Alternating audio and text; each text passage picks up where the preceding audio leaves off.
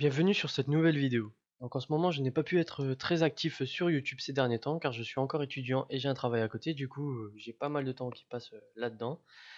Là je vais essayer de reprendre les formations vidéo, donc si vous avez des idées de formation ou des demandes spécifiques liées à Unity ou dans le monde du développement, n'hésitez pas à laisser un commentaire sur cette vidéo et j'y répondrai volontiers. Donc ce tutoriel, je l'ai fait pour apprendre à gérer vos sprites si vous développez sur mobile, par exemple sur Android ou iPhone. Donc vous savez qu'il y a des draw calls et il ne faut pas dépasser un certain nombre de draw calls, donc je dirais 30 à peu près, pour pas que votre jeu lag sur certains périphériques. Donc j'ai créé un nouveau projet Unity et je vais y rajouter quelques sprites afin de vous montrer de quoi je veux parler.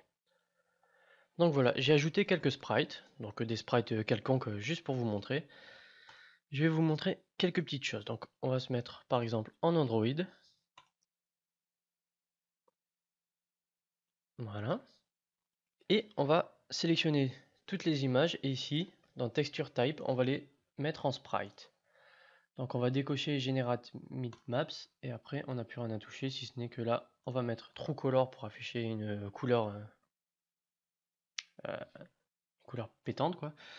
Et la taille, on va mettre 128, je sais pas combien ils font. Ah bah, ils font 128, donc c'est parfait. Voilà. Du coup, oups, double clic. Du coup, on va glisser quelques sprites sur notre scène. Hop. Je vais les décaler afin qu'on les voit tous.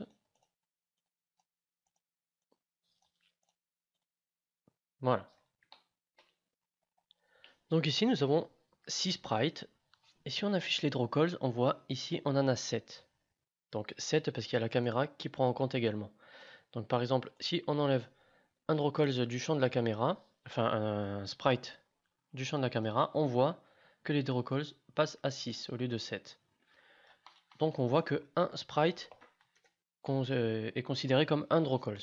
Donc si je duplique tous les sprites, on voit que ça duplique bien les draw calls également.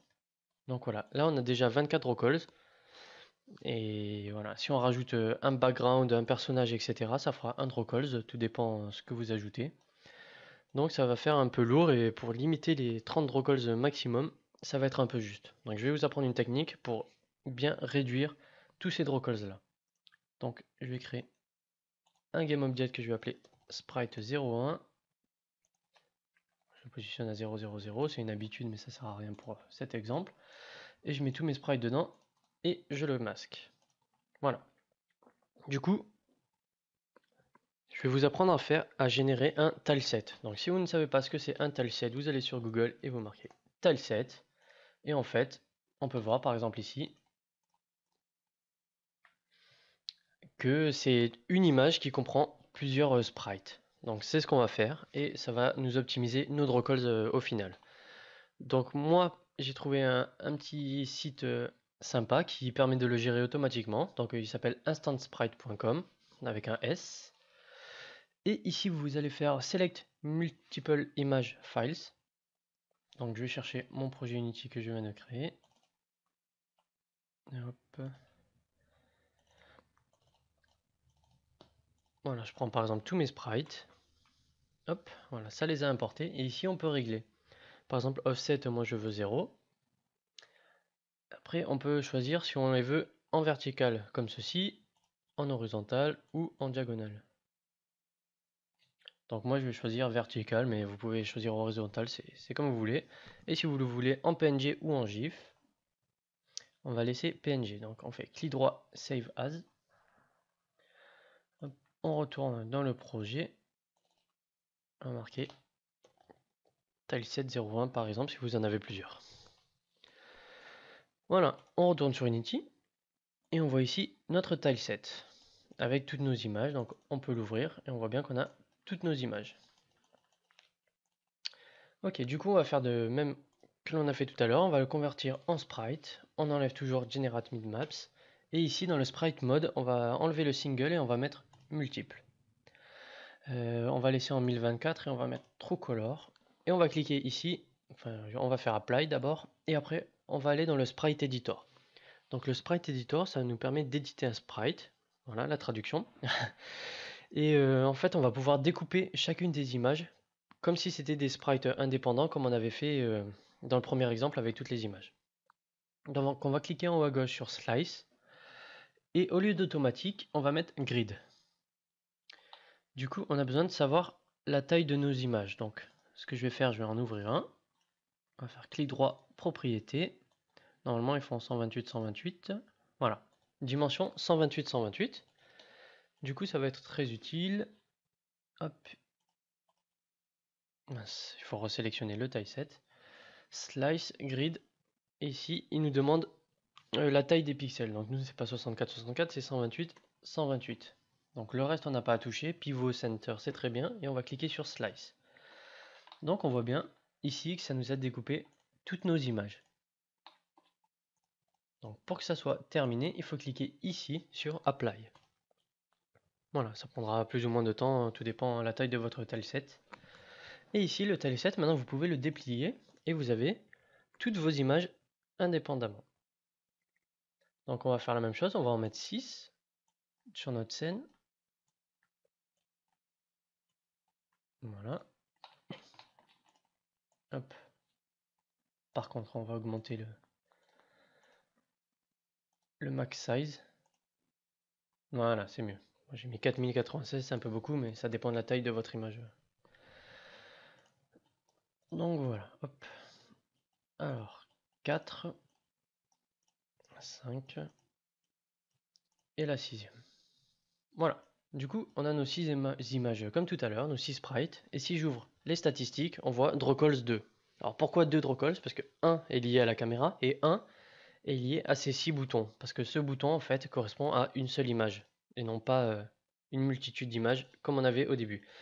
Donc on peut faire le test, on va les dupliquer sans la caméra, on va les dupliquer. Voilà, hop.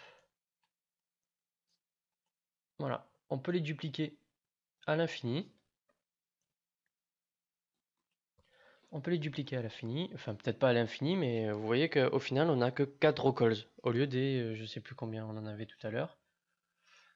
Du coup on va créer un empty, on va marquer sprite 02. Je vais mettre tous les tilesets dedans. Alors on va masquer le 2, on affiche le 1, j'ai 2 caméras, c'est bien. On affiche le 1, voilà. J'avais 20 drawcalls sur un certain nombre d'images. Et j'en ai beaucoup moins alors que j'ai beaucoup plus d'images en utilisant le tileset. Donc si vous faites plein de tilesets pour toutes vos images de votre jeu, je vous garantis que les drawcalls, vous en aurez pas beaucoup et du coup ça optimisera vachement votre jeu.